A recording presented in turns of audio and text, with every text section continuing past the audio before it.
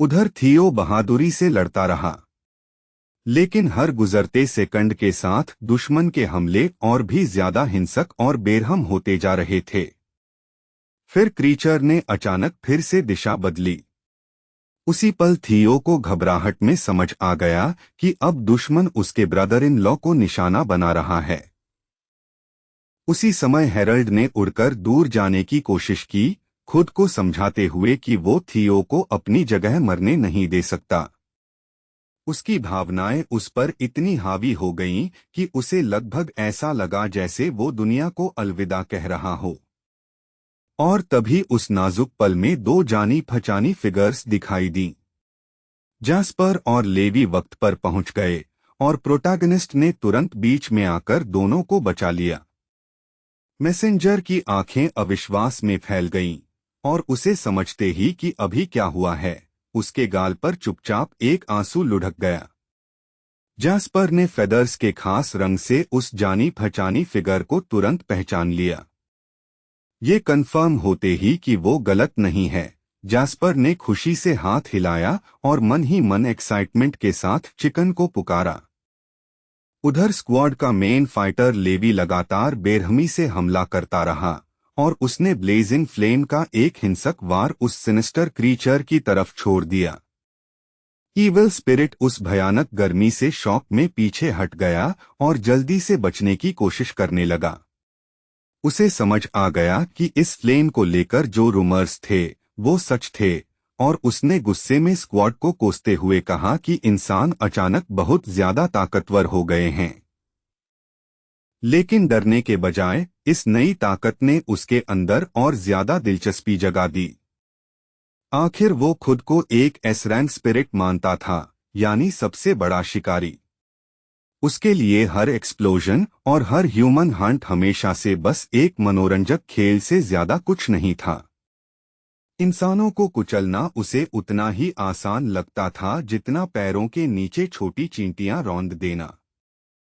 वो हमेशा से अपने आसपास हर चीज को कंट्रोल करने का आदी था और उसे मानना ही मंजूर नहीं था कि इंसान कभी उसके लिए असली खतरा बन सकते हैं।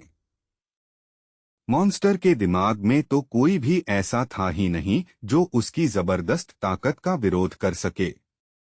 उसी पल लेवी का चेहरा सख्त हो गया।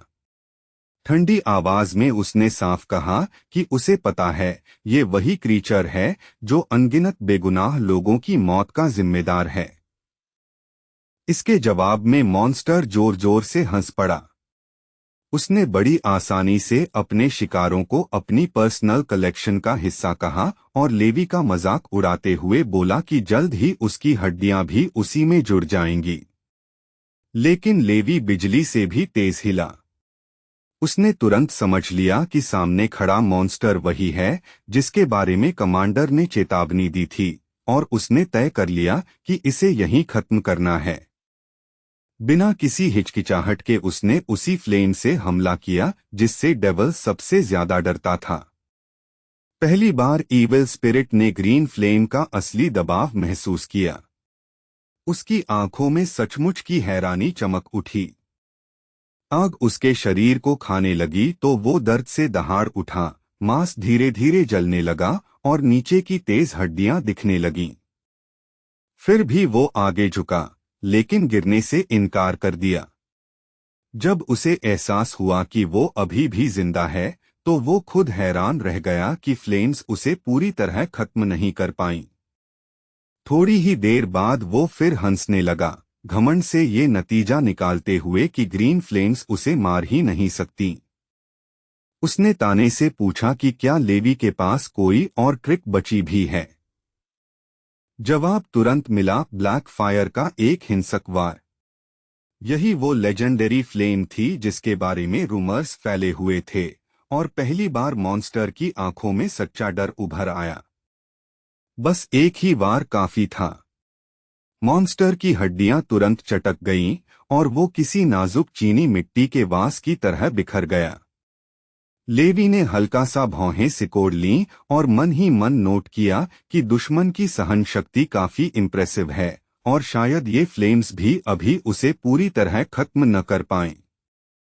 उधर जैस्पर तो एक्साइटमेंट में लगभग नाचने ही वाला था और खुलकर स्क्वाड के मेन हीरो की जबरदस्त ताकत और दबदबे की तारीफ कर रहा था। एथन हैरानी से बस देखता रह गया जब कैप्टन लेवी ने काली आग का एक ही भयानक विस्फोट छोड़ दिया। पलक झपकते ही वो डरावना एस रैंक डेविल, जो कुछ ही पल पहले पूरे मैदान पर छाया हुआ था, पूरी तरह खत्म हो गया। उस हमले की ताकत इतनी जबरदस्त थी कि एथन की बोलती बंद हो गई और जो उसने अभी अभी देखा था उसे समझने की कोशिश करते हुए उसका कैमरा हल्का सा कांपने लगा। लाइव ब्रॉडकास्ट देख रहे दर्शकों में से एक अपनी खुशी रोक नहीं पाया। उसकी आवाज में साफ उत्साह था और उसने कहा कि इतनी खतरनाक रैंक के मॉन्स्टर्स भी कैप्टन की जबरदस्त ताकत के सामने टिक नहीं पाए। जंग की तीव्रता की वजह से ब्रॉडकास्ट का सिग्नल हल्का हल्का झिलमिलाने और बिगड़ने लगा। उसी समय चैट फीड में हजारों मैसेज एक साथ आने लगे क्योंकि दर्शक लेवी की उस कमाल की उपलब्धि का जश्न मना रहे थे जिसमें उसने एक एस रैंक स्पिरिट को हरा दिया था। पास ही कुछ हाई स्कूल की लड़कियां चमकती आंखों से ये सब देख रही थीं। वे सच में उस स्क्वाड की दीवानी सी हो गईं और जोर से सोचने लगीं कि क्या ये योद्धा सचमुच दुनिया में बचे हुए हर एस रैंक स्पिरिट को मिटा सकते हैं। उनमें से एक लड़की उम्मीद भरे उत्साह में बोली कि अगर सच में ऐसा हो सकता है तो फिर बचे हुए ए रैंक गोस्ट्स भी एक दिन गायब हो जाएंगे। अगर ऐसा हुआ तो उसका मतलब होगा वो चीज जिसकी कल्पना करना इंसानियत लगभग भूल चुकी थी। मतलब ये अनथीन अपकलिप्स आखिरकार खत्म हो सकता है। कई सालों में पहली बार देख रहे लोगों को सच्ची उम्मीद की एक चिंगारी महसूस हुई। ऐसी उम्मीद जो बता रही थी कि डर और अंधेरे का लंबा दौर शायद अब आखिर खत्म होने वाला है। एक लड़की ने चुपचाप अपनी आंखें पोंछीं क्योंकि उसे अपने माता पिता याद आ गए। दिल की गहराई में उसे लगा कि शायद वे इतना जी पाए कि उन लोगों के आने का वक्त देख सकें जो सच में दुनिया को बचा सकते हैं। एक और युवा के अंदर भी शांत लेकिन बेहद गहरी खुशी उठने लगी। पहली बार उसे लगा कि ये फाइटर्स सच में उस डरावने नाइटमेयर को खत्म कर सकते हैं जिसने 50 साल से भी ज्यादा वक्त से इंसानियत को सताया हुआ है।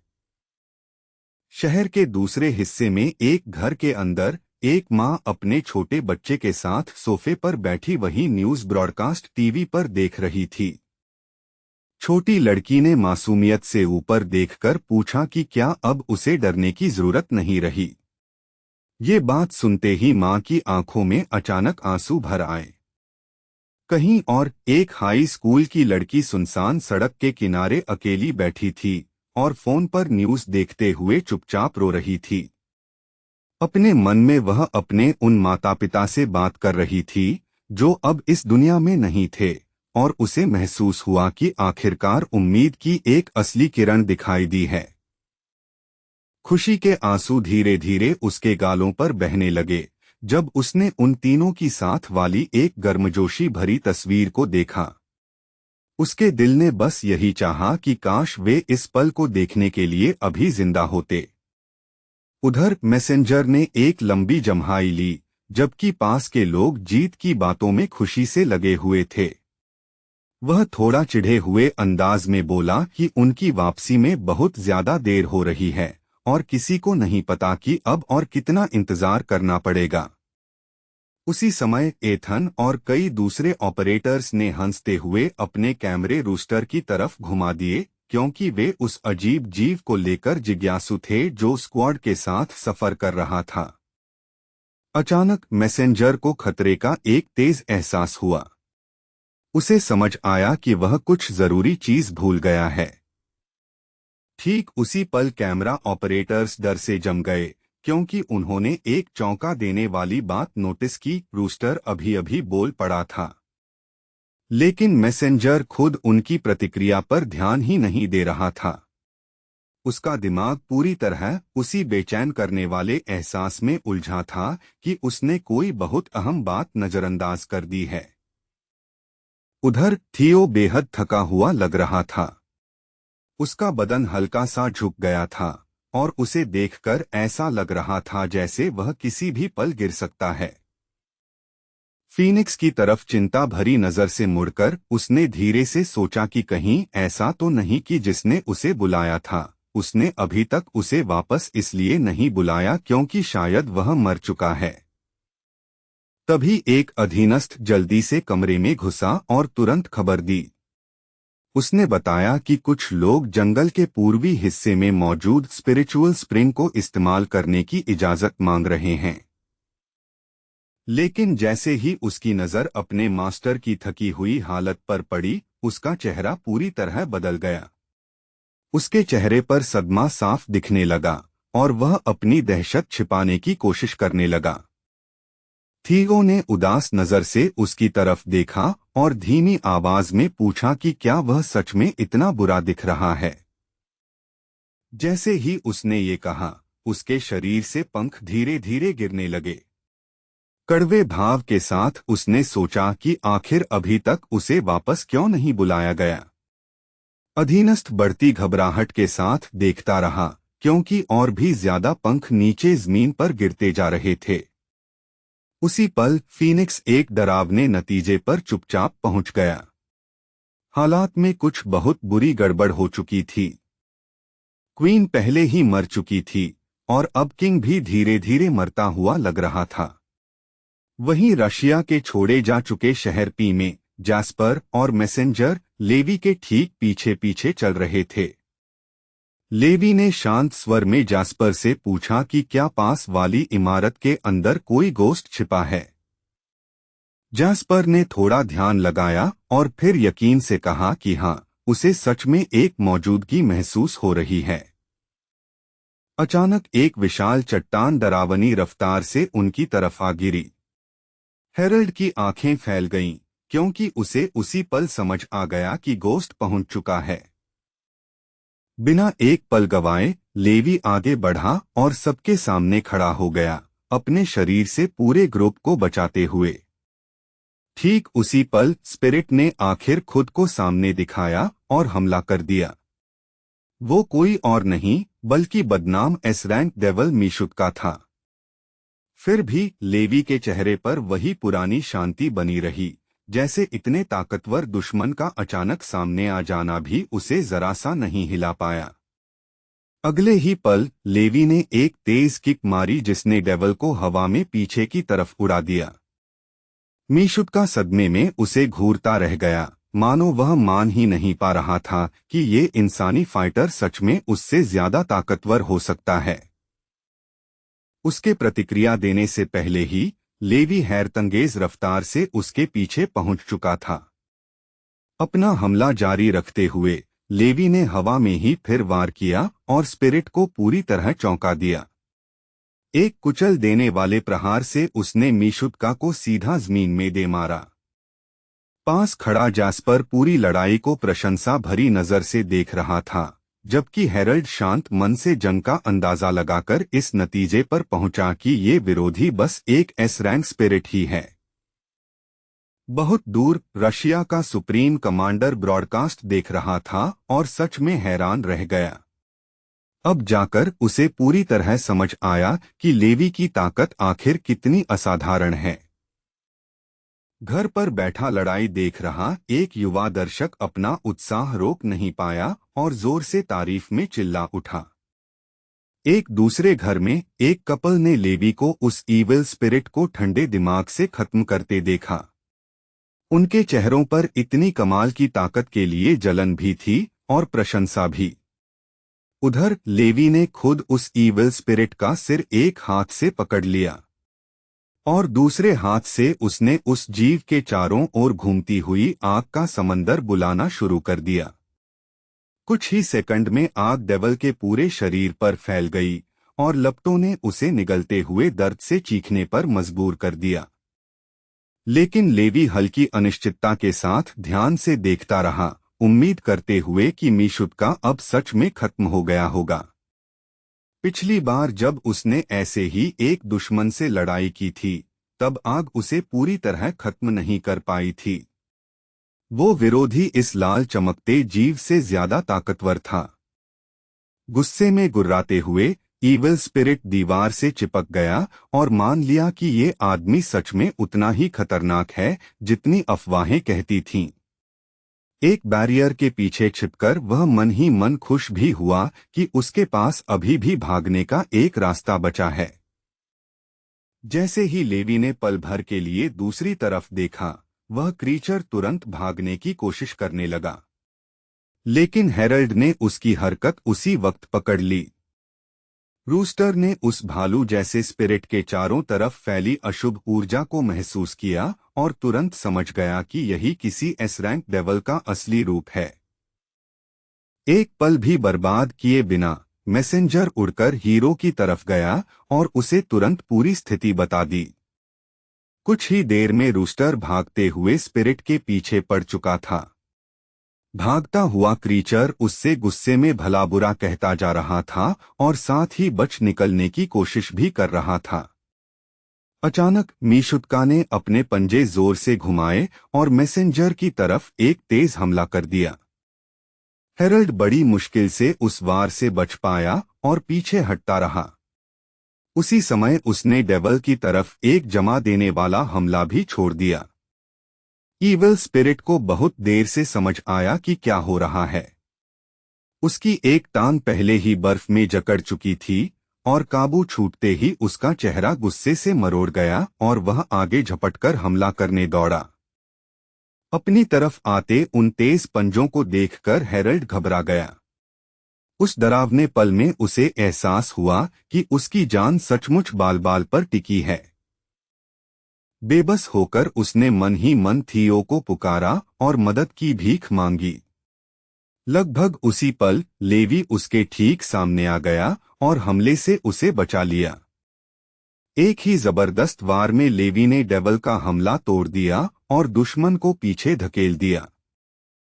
तभी जाकर मैसेंजर को आखिर फिर से सुरक्षित महसूस हुआ और उसने खुद को संभाला। फिर भी वह घबराहट में अपने दामाद को पुकारता ही रहा। ये सब कुछ जास्पर की आंखों के सामने हो रहा था। ये नजारा देखकर उसके मन में जोरदार जिज्ञासा उठी कि आखिर रूस्टर इतनी बेचैनी से किसे बुला रहा है। उधर डेवल बेयर घबराकर भागने लगा क्योंकि वह उस डरावने इंसान से किसी तरह बच निकलना चाहता था।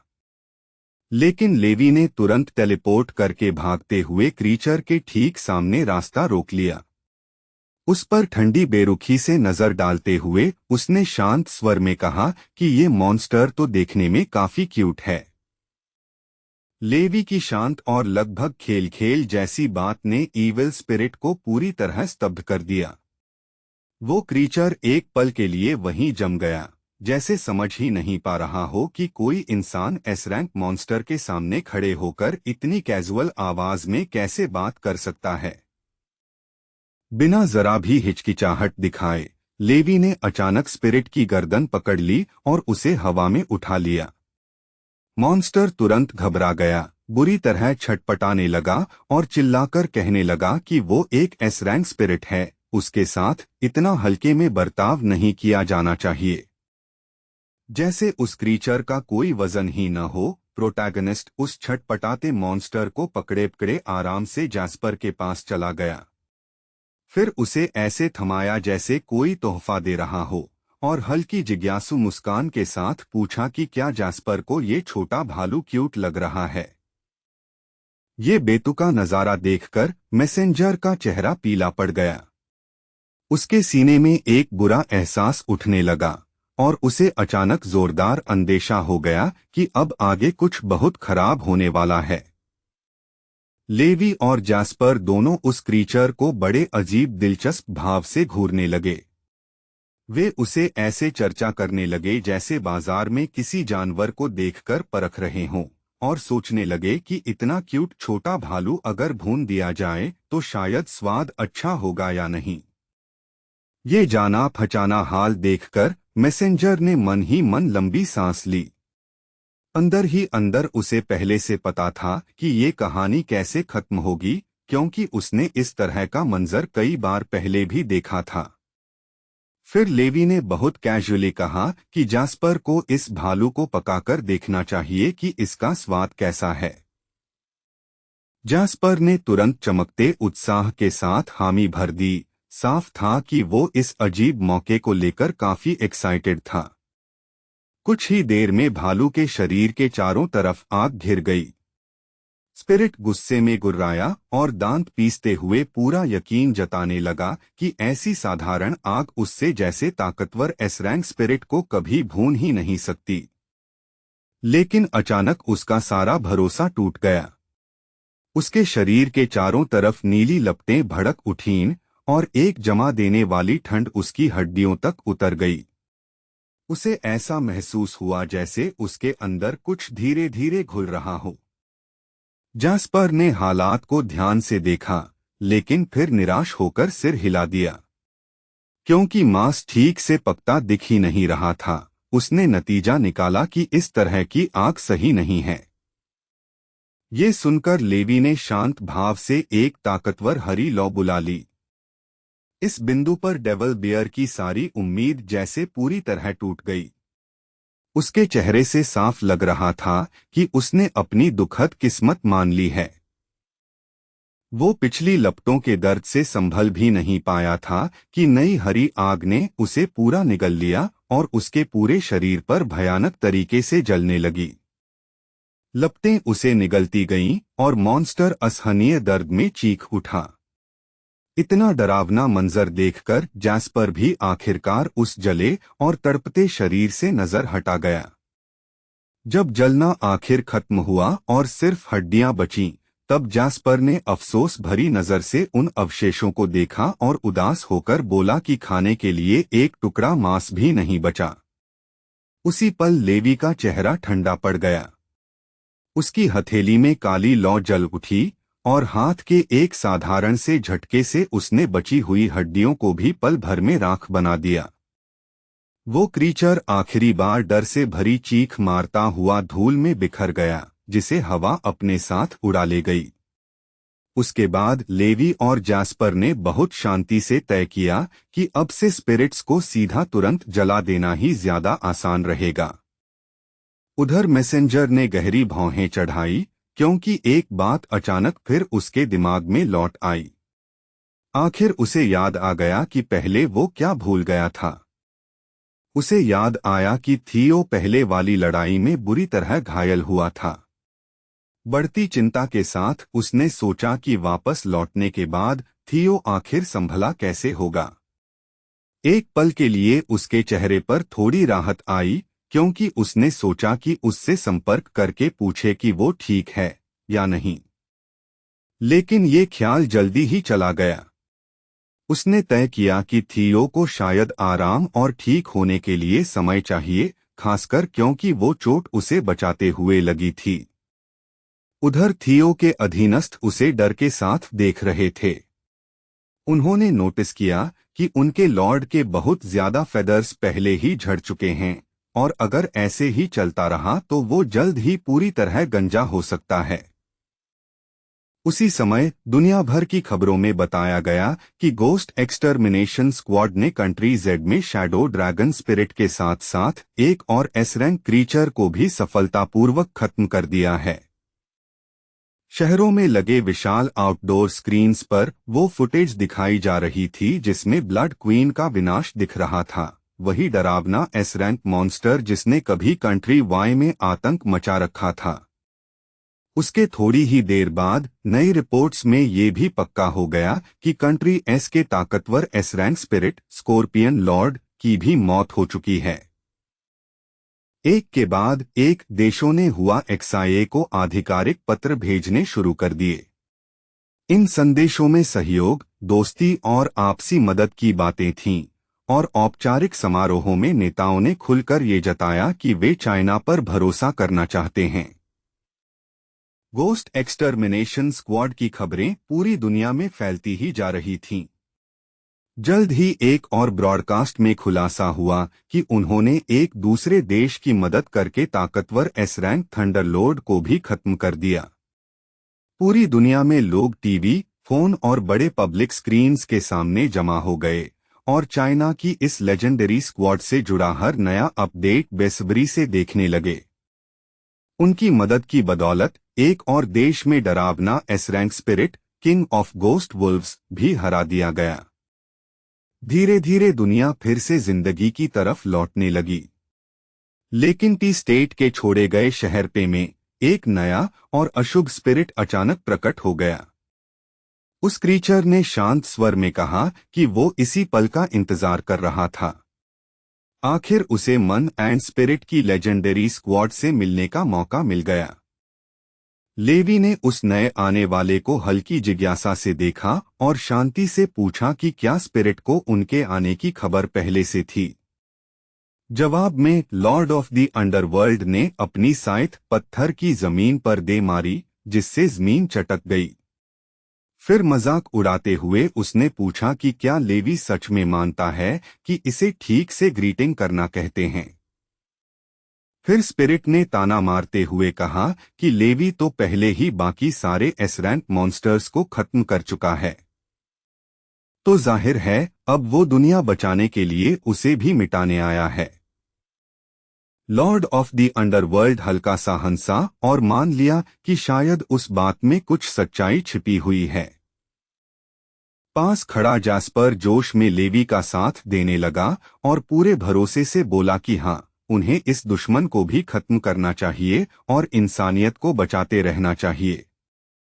लेकिन स्पिरिट के चेहरे पर जरा भी घबराहट नहीं आई। उसके चेहरे पर एक अजीब संतुष्ट मुस्कान उभरी और उसने शांत स्वर में कहा कि अफसोस, उसे खत्म करना उनके बस की बात नहीं है। जैस्पर ने उलझन में भौहें सिकोड़ लीं और जोर से सोचते हुए पूछा कि क्या इसका मतलब ये है कि लेवी की डरावनी ब्लैक फ्लेम्स भी इस दुश्मन को नुकसान नहीं पहुंचा पाएंगी। काली लपटों से घिरा लॉर्ड ऑफ द अंडरवर्ल्ड जोर से हंस पड़ा। खुली तिरस्कार भरी आवाज में उसने उन्हें याद दिलाया कि वो पहले ही कह चुका है कि उसे नष्ट नहीं किया जा सकता। मैसेंजर ये सब अविश्वास के साथ देख रहा था और धीरे धीरे उसे समझ आने लगा कि दुश्मन सच में लेवी की मशहूर ब्लैक फ्लेम्स से बिल्कुल नहीं डर रहा। फिर लॉर्ड ऑफ द अंडरवर्ल्ड ने धीरे से अपनी साइथ उठाई और ठंडे स्वर में कहा कि इंसानियत का अंत तय है। उसके मुताबिक अनोमलीज का युग अब आखिर पूरी तरह आ चुका है। उसने माना कि इंसानों ने काफी प्रभावशाली लड़ाई लड़ी है।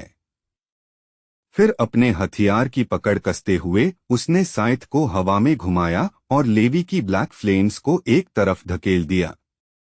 इसके तुरंत बाद वो हमला करने के लिए आगे झपटा और पूरे भरोसे से बोला कि अब हीरो के शांति से आराम करने का समय आ गया है।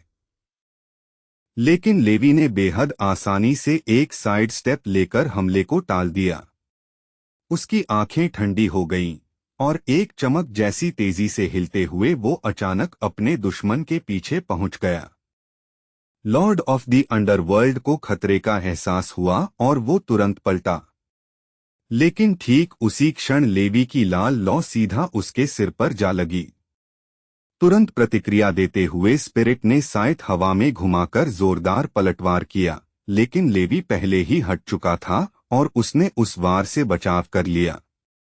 लॉर्ड ऑफ द अंडरवर्ल्ड जोर से हंसने लगा और खुलकर उसका मजाक उड़ाने लगा। उसने तिरस्कार से कहा कि सोल्स को जला देने वाली मशहूर ब्लैक फ्लेम भी उसके खिलाफ बेकार साबित हुई। बहुत कैजुअली उसने बची हुई लाल लपटों को भी हटा दिया और ताना मारते हुए कहा कि साधारण आग तो उसे नुकसान पहुंचाने के और भी कम काबिल है। पूरा आत्मविश्वास भरा हुआ वो फिर से आगे बढ़ा, मानो जीत पहले ही उसकी मुट्ठी में आ चुकी हो। लेवी हर हरकत को पूरी शांति से देख रहा था। आखिरी पल में उसने बड़ी सफाई से एक तरफ लुढ़ककर उस जानलेवा वार से बाल बाल बचाव कर लिया। दुश्मन एक सेकंड के लिए रुक गया और साफ हैरानी के साथ लेवी को घूरने लगा। अगले ही पल लेवी ने धीरे से अपना हाथ उठाया और उसकी हथेली में एक नई और अनजानी ताकत चमकने लगी। चमकदार नीली लपटों में लिपटा एक जबरदस्त वार सीधा लॉर्ड ऑफ द अंडरवर्ल्ड के चेहरे पर जा लगा। क्रीचर की दर्द भरी चीख सुनते ही लेवी फौरन पीछे हट गया। दांत भींचते हुए स्पिरिट ने नफरत से माना कि ये आग उसकी हड्डियों के अंदर तक उतरती महसूस हो रही है। हेरल्ड लड़ाई को ध्यान से देख रहा था और तभी उसे एक अहम बात समझ आई। ब्लैक फ्लेम्स काम नहीं आईं, लेकिन ब्लू फ्लेम्स साफ तौर पर दुश्मन को नुकसान पहुंचा रही थीं। ये बात समझते ही उसने तुरंत अपना विचार लेवी तक पहुंचाया। हीरो ने बिना देर किए सिर हिलाया और फिर से ब्लू और ग्रीन फ्लेम्स को मिलाकर देखने का फैसला किया। लेवी के हाथों में हरी लौ तेजी से इकट्ठा होने लगी। फिर वो एक ताकतवर बवंडर की तरह घूमती हुई लॉर्ड ऑफ द अंडरवर्ल्ड की तरफ बढ़ी।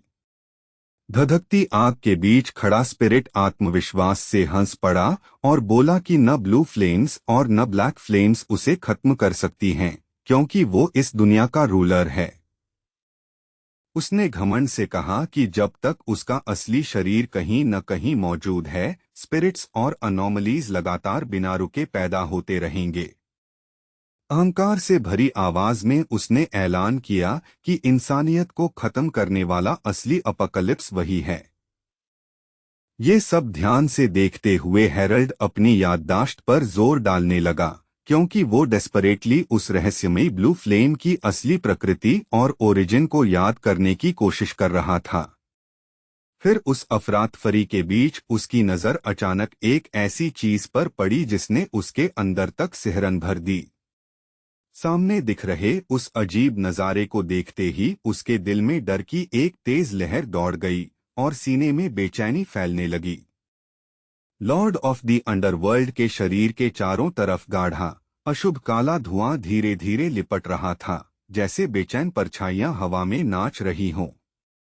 वो काली धुंध अजीब घुमावों में घूम रही थी और उससे ऐसे चिपकी हुई थी जैसे वो जिंदा हो और उसके आसपास फैले अंधेरे से ही ताकत खींच रही हो। ये अजीब धुआं बिल्कुल साधारण नहीं था। ये उन अनगिनत क्रीचर्स की मौत के बाद बची हुई ऊर्जा थी, उनकी लाइफ फोर्स के आखिरी टुकड़े जो हवा में तैरते हुए उसके आसपास ऐसे जमा हो रहे थे जैसे कोई खामोश मातमी धुंध हो। उसी पल ये ख्याल उसके दिमाग में बिजली की तरह कौंधा। एक डरावनी संभावना उसके मन में चमकी, जिससे उसके सिर की त्वचा तक झंझना उठी। उसी समय कंट्रोल रूम की स्क्रीन्स से लड़ाई देख रहे कमांडर और बाकी ऑब्जर्वर्स भी तुरंत समझ गए कि कुछ बहुत गलत है। कमांडर तुरंत सतर्क हो गया और उसने अपने पास खड़ी महिला को ऊंची आवाज में कहा कि अभी के अभी एथन से संपर्क करो। उसने साफ आदेश दिया कि ये जानकारी बिना देर किए पहुंचाई जाए और वार्निंग तुरंत फाइटर स्क्वाड तक पहुंचे। उसी समय एथन नीचे जमीन पर खड़ा था, हाथ में कैमरा लिए, और आसमान में जो कुछ हो रहा था उसे लाइव स्ट्रीम देख रहे दर्शकों तक पहुंचा रहा था। उसकी आंखें ऊपर चल रही उस भयंकर लड़ाई पर टिकी हुई थीं। जैसे ही उसके ईयरपीस में मैसेज आया, एथन एक पल को बिल्कुल स्थिर रह गया, लेकिन अगले ही क्षण उसे हालत की गंभीरता समझ आ गई। बिना समय गवाए उसने ये बात तुरंत आगे पहुंचाने की तैयारी कर ली। अपनी रिपोर्ट खत्म करते ही उस युवक ने ऊंची आवाज में लेवी को पुकारा। उसने जल्दी जल्दी समझाया कि स्पिरिट शायद उस रिस्ट्रिक्टेड एरिया से बाहर निकल ही नहीं सकता जो उनके चारों तरफ बना हुआ है। इसी वजह से उसने एक आक्रामक प्लान सुझाया। अगर लेवी दुश्मन को जबरदस्ती उस जोन की सीमा के बाहर धकेल दे तो हालात अचानक उनके पक्ष में जा सकते हैं। उधर लॉर्ड ऑफ द अंडरवर्ल्ड अचानक अजीब तरह से शांत हो गया।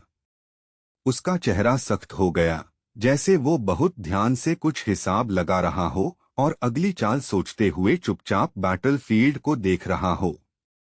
बिना किसी वार्निंग के लेवी अचानक उसके ठीक सामने टेलीपोर्ट होकर आ गया।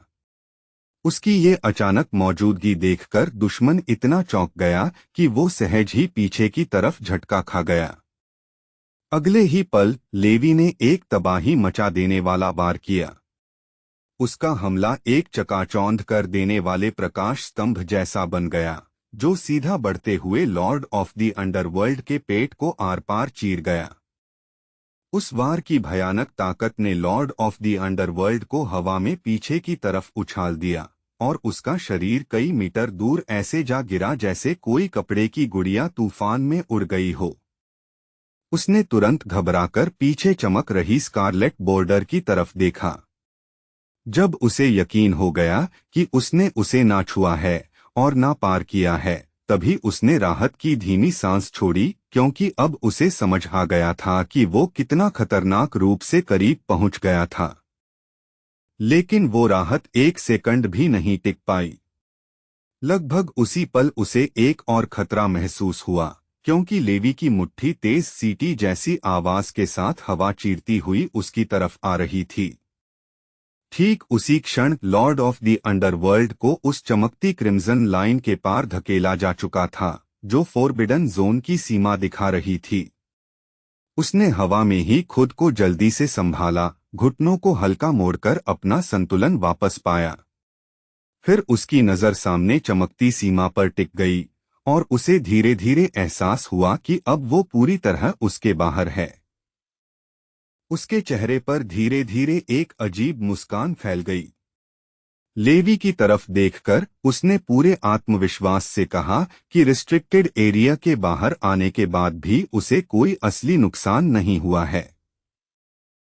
उसी समय हेरल्ड ने हल्का सा भौहें सिकोड़कर ऊंची आवाज में लेवी को सलाह दी कि वो दुश्मन पर फिर से ग्रीन और ब्लैक फ्लेम्स इस्तेमाल करके देखे। लॉर्ड ऑफ द अंडरवर्ल्ड की आवाज सुनते ही गॉड ने अचानक तेजी से उसी दिशा में सिर घुमा लिया। उसके दांत भींच गए और चेहरे पर झुंझलाहट साफ दिखाई देने लगी। उसके मन में बस एक खींच भरा ख्याल आया। वो बर्ड अब हद से ज्यादा परेशान करने लगी थी, बार बार बीच में दखल देकर हालात को और मुश्किल बना रही थी। उसी पल लॉर्ड ऑफ द अंडरवर्ल्ड के दिमाग में एक काला और लालची विचार आया। उसे एहसास हुआ कि अगर वो बस उसे निगल जाए तो उसकी ताकत एक झटके में बहुत बढ़ सकती है। लेकिन जब दुश्मन अपने ही ख्यालों में उलझा था, तब तक लेवी हैरतंगेज रफ्तार से आगे बढ़ चुका था और उसके दोनों हाथों में जोर से धधकती ग्रीन फ्लेम्स का एक भयानक गुच्छा कसकर पकड़ा हुआ था। लेकिन लेवी अचानक हवा में ही रुक गया। उसने उलझन में भौहें चढ़ाई और खाली जगह की तरफ देखने लगा, जैसे जिस दुश्मन पर वो हमला करने वाला था वो अचानक गायब हो गया हो। मैसेंजर ने भी हैरानी से आंखें फैला दीं और आसपास की जगह को ध्यान से देखने लगा। लेकिन उसे पीछे की परछाइयों से उसकी तरफ बढ़ता हुआ वो काला हाथ दिख ही नहीं पाया। ठीक उसी पल जैस्पर ने बिजली जैसी तेजी से प्रतिक्रिया दी। उसने झटके से गॉड को पकड़कर एक तरफ खींच लिया और इस वजह से आता हुआ हमला बाल बाल चूक गया। लॉर्ड ऑफ द अंडरवर्ल्ड तेजी से पलटा और उन्हें साफ हैरानी से घूरने लगा। उसे बिल्कुल उम्मीद नहीं थी कि उसका छिपकर किया गया हमला फेल हो जाएगा। जब जैस्पर मदद के लिए बेताबी से लेवी का नाम पुकारने लगा, तभी दुश्मन का गुस्सा फट पड़ा। उसके चेहरे की नसें उभर आईं, दांत भींच गए और उसने मन ही मन उस गद्दार को जलती नफरत के साथ कोसा। गुस्से से दहाड़ते हुए उसने अपनी विशाल साइट को ऊपर की तरफ घुमा दिया। हथियार पर नीली लपटें लिपट गईं और उसने उसे ऊंचा उठाकर एक तबाही मचा देने वाला वार करने की तैयारी कर ली। लेकिन अगले ही सेकंड लेवी का हाथ अचानक सामने आ गया और उसने वार के बीच में ही उस हथियार को रोक दिया। टकराव की ताकत इतनी भयानक थी कि नीली लपटों के भीतर चीखती फंसी हुई सोल्स तक कांप उठीं। एक तरफ से ये सब देखते हुए एथन की पीठ पर ठंडा पसीना निकल आया। अब जाकर उसे समझ आया कि हालात कितने करीब थे एक पूरी तबाही में बदलने के। उधर लेवी ने तब तक ग्रीन फ्लेम्स की एक ताकतवर धारा छोड़ दी थी और उस जलती बाढ़ को सीधा लॉर्ड ऑफ द अंडरवर्ल्ड की तरफ मोड़ दिया। आग तेजी से फैल गई और एक उग्र लहर बनकर दुश्मन के निचले हिस्से को जल्दी ही निगल गई। गर्मी और दर्द के उस अचानक विस्फोट ने पहली बार लॉर्ड ऑफ द अंडरवर्ल्ड को सच में घबरा दिया। उसने गुस्से से जास्पर को घूरा, जो अभी भी रूस्टर को कसकर पकड़े हुए था। उसकी आवाज जहर से भरी हुई थी और वो जास्पर को बार बार बेरहमी से ट्रेटर कहकर कोसता रहा। फिर उसकी आवाज थोड़ी बदल गई और भी भारी और डरावनी हो गई। उसने जास्पर को चेतावनी दी कि अगर वो खुद नष्ट हो गया तो जास्पर भी नहीं बचेगा और उसके साथ ही गायब हो जाएगा। गुस्से में पागल होकर उसने ऊंची आवाज में मांग की कि जास्पर इस दुनिया से पूरी तरह मिट जाए, और उसकी आवाज भयंकर नफरत से गूंज उठी। लेवी ने शांत भाव से जास्पर की तरफ सिर घुमाया और पूछा कि क्या उसे सच में समझ आ रहा है कि दुश्मन क्या बक रहा है। युवक ने ईमानदारी से सिर हिलाया और मान लिया कि उसे कुछ भी समझ नहीं आ रहा। उधर एथन अपने ईयरपीस से आ रही तेज एनालिसिस सुन रहा था। तभी उसके मन में एक डरावना ख्याल आया, कहीं लॉर्ड ऑफ द अंडरवर्ल्ड को खत्म करने का मतलब जास्पर की मौत भी तो नहीं होगा। अचानक दुश्मन का शरीर अजीब तरह से झिलमिलाने लगा, कभी दिखता और कभी पल भर के लिए गायब हो जाता। ये बेचैन कर देने वाला नजारा लड़ाई देख रहे उस युवक को डरा गया। जब लेवी ध्यान से आसपास देख रहा था, तभी जास्पर अचानक उस पर चिल्लाया और जल्दी से एक खास दिशा की तरफ इशारा किया। ये सुनते ही लेवी तुरंत पलटा। अगले ही सेकंड लेवी बिना जरा भी रुके आगे लपका। उसकी ग्रीन फ्लेम्स में लिपटी मुट्ठी जास्पर के बताए हुए ठीक उसी स्थान की तरफ जा धंसी।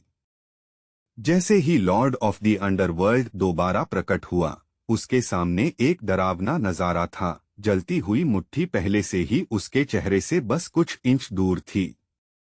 अगला ही पल वो वार उस पर पड़ा और उसे उड़ा ले गया। दांत पीसते हुए वो गुस्से में जास्पर को कोसता रहा और शुद्ध नफरत से उसे घूरते हुए बार बार उसे ट्रेटर कहता रहा। उसी समय हेरल्ड को अचानक एक अहम बात समझ आई। फॉरबिडन जोन से बाहर आते ही ओवरलॉर्ड ने ग्रीन फ्लेम्स से बचना शुरू कर दिया था, जिससे साफ था कि वही जोन उसकी ताकत को खिला रहा था।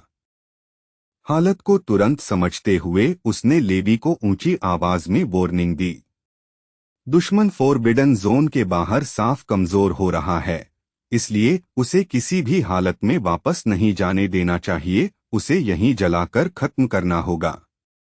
ये शब्द सुनते ही लॉर्ड ऑफ द अंडरवर्ल्ड का गुस्सा अपनी हद पर पहुंच गया और उसका पूरा शरीर बेकाबू क्रोध से कांपने लगा। अचानक लेवी फिर से टेलीपोर्ट हुआ और दुश्मन के कुछ समझने या बचाव की तैयारी करने से पहले ही उसके ठीक पीछे आ खड़ा हुआ। लॉर्ड ऑफ द अंडरवर्ल्ड ने पलटकर हमला करने की कोशिश की और बेतरतीब वार किया, लेकिन उसकी चोट सिर्फ खाली हवा को चीरती रह गई क्योंकि लेवी फिर से गायब हो चुका था। एक पल बाद जास्पर फिर चिल्लाया और जल्दी से दुश्मन की नई जगह की तरफ इशारा किया। लेवी तुरंत उसके पास प्रकट हुआ और उसके कंधे पर एक बेरहम वार जड़ दिया। चोट इतनी भयानक थी कि साइट पकड़े हुए उसका हाथ ही पूरी तरह उखड़ गया। लॉर्ड ऑफ द अंडरवर्ल्ड दर्द से एक खौफनाक चीख मार उठा। उसका शरीर बुरी तरह कांपने लगा और वो गुस्से में धमकियां देता हुआ चिल्लाया कि वो लेवी को मार डालेगा। आसमान में लड़ाई और भी भयानक होती चली गई।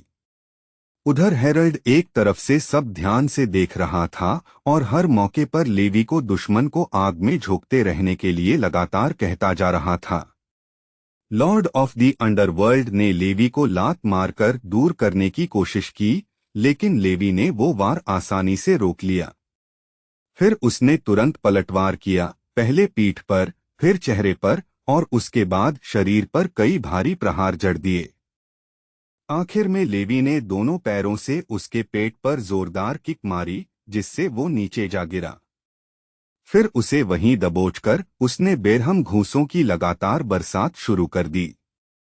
उस वक्त तक लॉर्ड ऑफ द अंडरवर्ल्ड के लिए वापस लड़ना लगभग नामुमकिन हो चुका था। वो होठों के नीचे टूटी फूटी बातें बड़बड़ा रहा था। उसकी ताकत तेजी से खत्म हो रही थी क्योंकि उसकी एनर्जी रिस्टोर होने की रफ्तार से कहीं ज्यादा तेजी से खत्म हो रही थी। उधर मैसेंजर ने शांति से यकीन कर लिया कि उसका पहले वाला निष्कर्ष सही था। फोरबिडन जोन के अंदर उसे लगातार भारी मात्रा में एनर्जी मिल रही थी। ये बात साफ समझते ही उसने पंख फड़फड़ाए और लेवी को लगातार गोश्त को जलाते रहने के लिए उकसाता रहा। फिर भी ये भयंकर लड़ाई चलती रही। घंटे गुजरते गए और लड़ाई की तीव्रता जरा भी कम नहीं हुई। पूरे 6 थका देने वाले घंटों बाद भी लॉर्ड ऑफ द अंडरवर्ल्ड अभी तक लेवी की कुचल देने वाली पकड़ में फंसा हुआ था। वो पहले ही मौत के किनारे पहुंच चुका था। नीली लपटों से घिरा हुआ बस किसी तरह टिके रहने की कोशिश कर रहा था। लेकिन उस हालत में भी वो जिद से जिंदा रहा, लेवी को कोसता रहा और गुस्से में बार बार उसे छोड़ने की मांग करता रहा। लेवी ने काले पड़े चेहरे के साथ भौहें सिकोड़ लीं और फिर एक और आखिरी घूंसा जड़ दिया। इस बार उसकी मुट्ठी गहरी ब्लैक फ्लेम्स में लिपटी हुई थी, जिसने लॉर्ड ऑफ द अंडरवर्ल्ड के पेट को आर पार चीर दिया और अगले ही पल उसे पूरी तरह निगल लिया। उस पल के बाद और 3 लंबे घंटे बीत गए। फिर जब बैटलफील्ड पर धीरे धीरे सन्नाटा छाने लगा, तभी जैस्पर ने एक डरावनी चीज नोटिस की। उसका अपना हाथ धीरे धीरे गायब होने लगा था, जैसे हवा में घुल रहा हो। हीरो ने धीरे धीरे पीछे मुड़कर देखा और वो दिल तोड़ देने वाला मंजर उसकी आंखों के सामने था। उसका शरीर टूटता जा रहा था, मौत बिल्कुल करीब थी, फिर भी लॉर्ड ऑफ द अंडरवर्ल्ड जहरीली गालियां देना बंद नहीं कर रहा था। उसकी आवाज में भरा जहर साफ बता रहा था कि जैस्पर उससे भी पहले मरेगा। लेवी की आंखें अचानक सदमे और डर से फैल गईं, क्योंकि उसके सामने एक चमकता नोटिफिकेशन उभर आया। सिस्टम ने ठंडे अंदाज में बताया कि लॉर्ड ऑफ द अंडरवर्ल्ड अब पूरी तरह नष्ट होने के बिल्कुल करीब पहुंच चुका है।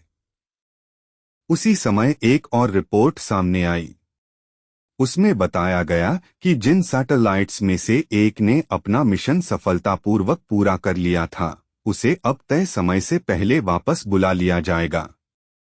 इस वक्त तक लॉर्ड ऑफ द अंडरवर्ल्ड लगातार जलती लपटों में लगभग हड्डियों तक सुलग चुका था।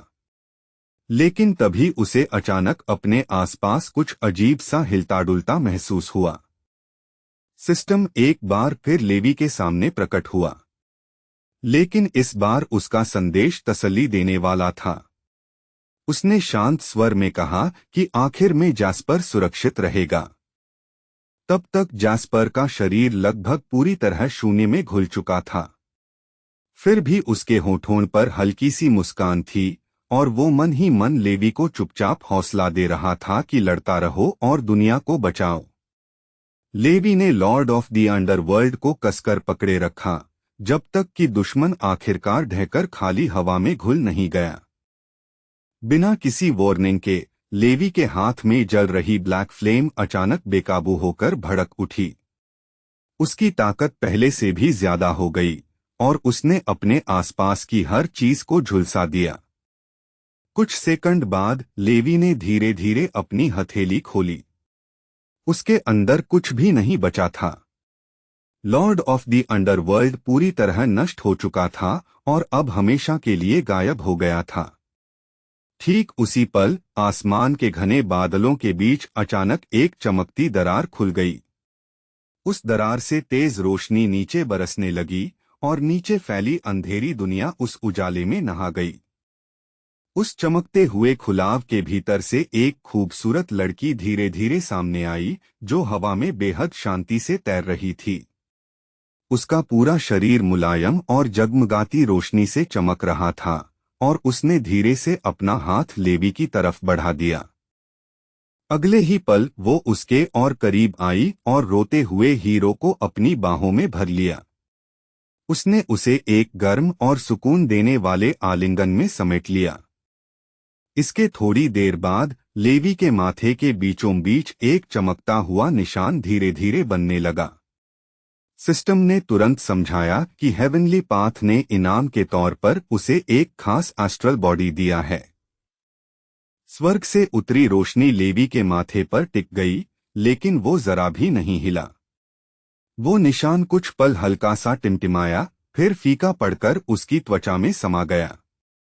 उधर सिस्टम बेबस होकर देखता रहा, क्योंकि उसका होस्ट अभी भी हल्के हल्के सिसक रहा था और बार बार जैस्पर का नाम पुकार रहा था। उसने नरम आवाज में उसे समझाने की कोशिश की और धीरे से कहा कि मिशन आखिरकार पूरा हो चुका है और अब वो सुरक्षित तरीके से रियल वर्ल्ड में वापस जा सकता है। उधर हेरल्ड ने संतुष्ट भाव के साथ ब्लैक स्मोक के बचे हुए निशानों को शांतिपूर्वक अंदर खींच लिया, जैसे वो हारे हुए दुश्मन के आखिरी अवशेषों का स्वाद ले रहा हो। ज्यादा दूर नहीं, एथन बस आसमान को खाली निगाहों से देख रहा था। उसे अब भी यकीन नहीं हो रहा था कि उसने अभी अपनी आंखों से क्या देख लिया। काफी देर तक खुद को बार बार ये यकीन दिलाने के बाद कि ये सब सच है, कोई सपना नहीं, वो आखिर टूट गया। उसके चेहरे पर राहत और खुशी के आंसू बहने लगे। जैसे ही लोगों को समझ आया कि लॉर्ड ऑफ द अंडरवर्ल्ड सचमुच रियल वर्ल्ड में नष्ट हो चुका है, सड़कों पर फैला अंधेरा धीरे धीरे छंटने लगा। सड़क पर खड़ी एक छोटी लड़की ने अचानक आसमान की तरफ इशारा किया और खुशी से कहा कि बादल साफ हो रहे हैं। उसकी मां ने ऊपर देखते हुए हैरानी और खुशी में अपना मुंह ढक लिया। उसकी आंखों में खुशी के आंसू भर आए और वो अपनी भावनाएं रोक नहीं पाई। भारी काले बादल धीरे धीरे अलग होने लगे और उनके पीछे से साफ और शांत नीला आसमान दिखाई देने लगा, जो आखिरकार दुनिया में वापस लौट आया था। पास ही दो स्टूडेंट्स एक दूसरे को कसकर पकड़े रो रहे थे।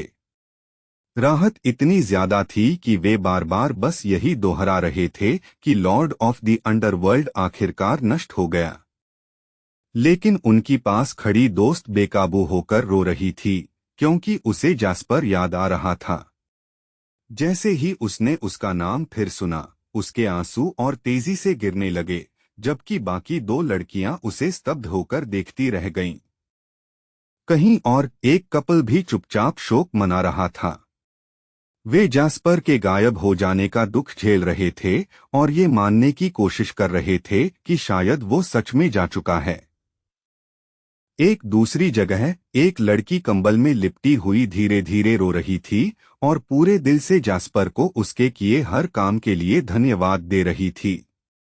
कुछ पल बाद उसने पर्दे की डोरी खींची और कमरे में तेज धूप भर गई, जिससे उसे अपनी आंखें ढकनी पड़ी। पूरी दुनिया में अनगिनत लोगों ने चुपचाप लेवी और जैस्पर के लिए अपनी कृतज्ञता जताई और अपने सबसे सच्चे एहसास और दुआएं उनकी तरफ भेजी। बाद में एक औपचारिक अवार्ड सेरेमनी के दौरान हीरो को चमकीले फूलों का एक खूबसूरत बुके दिया गया। उसी समय सिस्टम की आवाज शांत स्वर में गूंजी कि गॉडेस पूरी तरह जाग चुकी है और स्पिरिट्स अब आखिरकार गायब हो चुके हैं। भव्य और शानदार हॉल के अंदर लेवी और हेरल्ड साथ खड़े थे और भीड़ से फूल स्वीकार कर रहे थे। कमरे में जोरदार तालियों की गूंज भर गई और सिस्टम ने आधिकारिक तौर पर घोषणा की कि लेवी ने मिशन सफलतापूर्वक पूरा कर लिया है। हीरो और गॉड दोनों अपने हाथों में पकड़े फूलों को चुपचाप देख रहे थे और सिस्टम जिस ध्यान से कंप्लीटेड टास्क की आखिरी डिटेल्स समझा रहा था, उसे सुन रहे थे। अचानक लेवी की इमेज एक विशाल स्क्रीन पर उभर आई, जिसे सड़क पर खड़े लोग भी देख सकते थे। सिस्टम ने गर्व से बताया कि उसने मिशन को सबसे ऊंची रेटिंग SSS के साथ पूरा किया है। इसके अलावा उसे दुनिया के पतन के दौर में ह्यूमैनिटी का ब्लेसिंग भी मिला था। ये ब्लेसिंग दुनिया भर के लोगों की सच्ची उम्मीदों से पैदा हुई थी और साथ ही खुद वर्ल्ड की इच्छा से भी। अब लेवी और हेरल्ड को टेलीपोर्ट होकर वापस जाने में सिर्फ 3 सेकंड बचे थे। सिस्टम ने काउंटडाउन शुरू कर दिया। जैसे जैसे गिनती 1 की तरफ आई, जमीन पर बिखरे फूल अचानक हवा में उठने लगे और ऐसे ऊपर तैरने लगे जैसे कोई हल्की हवा उन्हें साथ ले जा रही हो। जिस पल सिस्टम ने उनके रिटर्न की घोषणा की, उसी पल लेवी और रूस्टर अचानक जमीन पर गिर पड़े और ये देखकर पास खड़े सभी लोग दंग रह गए। दोनों वहीं गिरे पड़े रहे, उनके शरीर फर्श पर बिल्कुल निश्चल फैले हुए थे। लोग तुरंत घबराहट और चिंता में उनकी तरफ दौड़ पड़े। कुछ समय बाद हॉस्पिटल के एक शांत कमरे में असली फाइटर लेवी अपने रिकवरी वार्ड के बेड पर बैठा हुआ था। उलझन भरे चेहरे के साथ उस युवक ने अपनी तरफ इशारा किया और सामने खड़े आदमी को समझाने की कोशिश की कि उसे नहीं पता सब लोग उसे सेवियर क्यों बुला रहे हैं। उसने ईमानदारी से मान लिया कि उसे कुछ भी याद नहीं है। लेवी ने अपने हाथों को ध्यान से देखा और कहा कि अब वो ताकतवर फ्लेम्स भी नहीं बुला सकता जिन्हें उसने लड़ाई के दौरान इस्तेमाल किया था। उसके पीछे खड़े कमांडर और उसके कुछ अधीनस्थों ने एक दूसरे की तरफ अनिश्चित नजरों से देखा। साफ था कि इस अनपेक्षित स्थिति में उन्हें समझ नहीं आ रहा था कि क्या जवाब दें। उधर एक स्क्रीन के दूसरी तरफ एक आदमी अपनी पत्नी को धीरे धीरे दिलासा दे रहा था, जबकि वो उसकी बाहों में चुपचाप रो रही थी। एक शॉप के अंदर कई स्कूल गर्ल्स भी साथ बैठकर रो रही थीं। वे बस यही चाह रही थीं कि समहाउ इस नई दुनिया में वो दोनों हीरोज किसी दिन फिर मिल पाएं। कुछ समय बाद एक आदमी एक पार्क में गोस्ट एक्सटर्मिनेशन स्क्वाड को समर्पित एक विशाल स्टैचू के सामने चुपचाप खड़ा था। लेवी वहां चुपचाप खड़ा था और हवा उसके आसपास बह रही थी। उसकी नजर धीरे धीरे उस ऊंचे स्टैचू पर घूमी और वो हर डिटेल को ध्यान से देखने लगा, खासकर चेहरे को। जब उसने देखा कि स्टैचू के चेहरे के नैनांश लगभग पूरी तरह उससे मेल खाते हैं, तो हीरो के मन में ये सवाल उठे बिना नहीं रहा कि क्या ये सच में उसी को दिखाने के लिए बनाया गया है। अचानक पास खड़े फैंस की जोरदार और एक्साइटेड चीखों ने सन्नाटा तोड़ दिया और वो हैरानी से पलटकर देखने लगा। उसने देखा कि बच्चों का एक ग्रुप खुशी खुशी उसकी तरफ दौड़ता आ रहा है, हाथों में नोटबुक्स लिए और ऑटोग्राफ मांग रहा है। उनमें से एक छोटी लड़की के हाथ में तो लेवी के शेप वाला बलून भी था।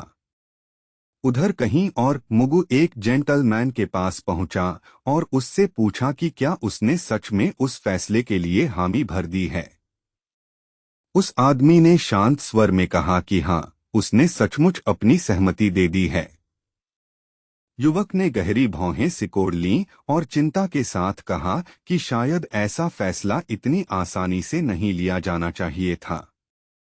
इसके जवाब में गॉड ने थकी हुई सांस ली और मान लिया कि शायद हाल के दिनों में वो जरूरत से ज्यादा नरमदिल हो गया है और मना नहीं कर पाया। फिर उसने उसे याद दिलाया कि अगर एब्सोल्यूट प्रोटेक्टिव बैरियर को बढ़ाकर पूरे ग्रह को ढकना पड़ा तो डिवाइन पावर की खपत कई गुना बढ़ जाएगी।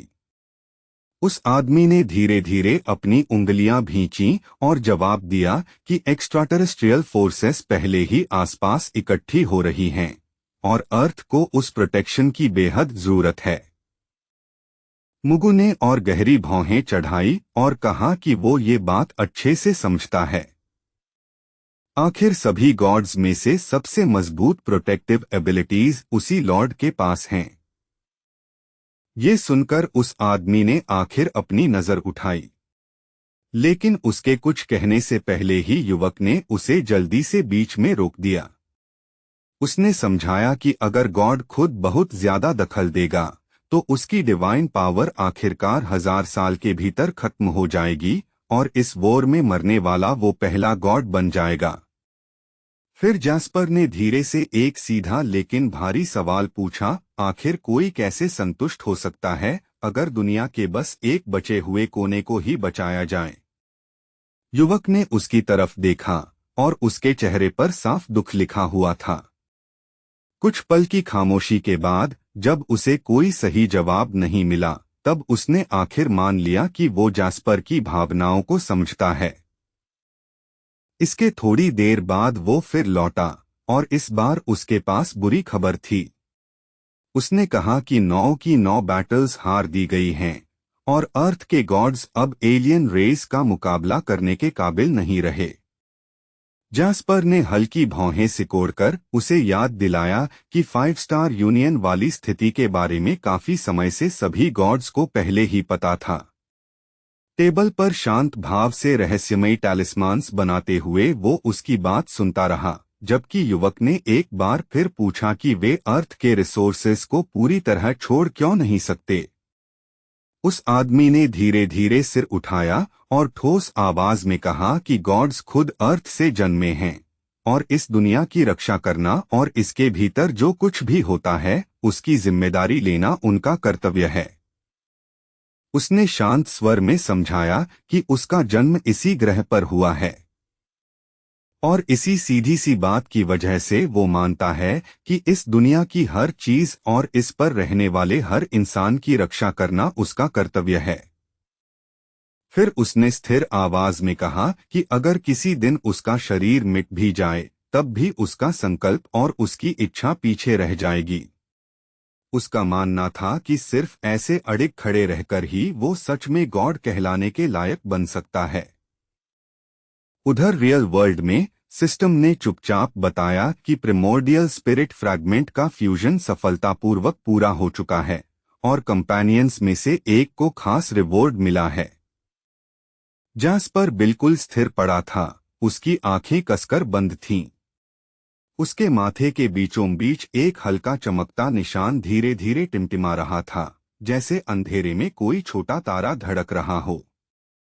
एक पल बाद सिस्टम फिर बोला और उसे ओरिजिनल स्पिरिट का शार्ड सफलतापूर्वक पाने पर गर्मजोशी से बधाई दी। सिस्टम की आवाज ने धीरे धीरे जास्पर को होश में वापस ला दिया। उसने आलस से पलकें झपकाईं और आंखें खोलीं और सिस्टम ने तुरंत मजाकिया अंदाज में जोड़ दिया कि वो तो हद से ज्यादा अडोरेबल लग रहा है। अब भी उलझा हुआ जास्पर ध्यान से इधर उधर देखने लगा।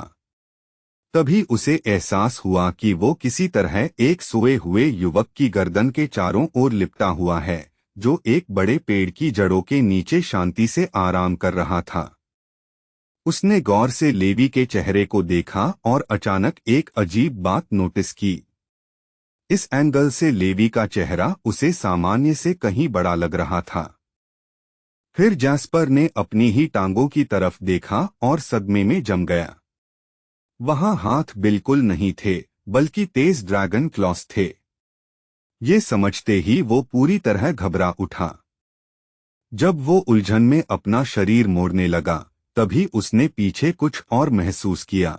उसकी पीठ पर सलीके से बंधा हुआ एक बड़ा गुलाबी बो। गुस्से और हैरानी में उसने मांग की कि आखिर उसका शरीर बन क्या गया है। जास्पर जैसे जैसे हिलता डुलता रहा, उसे एक और भी ज्यादा अविश्वसनीय बात पता चली। उसका शरीर बहुत हल्का लग रहा था और हैरानी की बात ये कि वो सच में उड़ भी सकता था। उसने इस अजीब नई एबिलिटी के बारे में कुछ सेकंड सोचा, फिर लेवी को दोबारा पुकारा, उम्मीद करते हुए कि वो जाग जाए। जास्पर ने अपने छोटे से क्लॉ से धीरे से लेवी के गाल को छुआ ताकि प्रोटैगनिस्ट जाग जाए और उसका बिल्कुल नया रूप देख सके। थोड़ी देर बाद लेवी ने धीरे धीरे आंखें खोलीं। सबसे पहली चीज जो उसने देखी वो थी जास्पर का ड्रैगन जैसा चेहरा, जो उसके सामने मंडरा रहा था। उसकी चमकीली आंखें दमक रही थीं और वो उसे पुकार रहा था।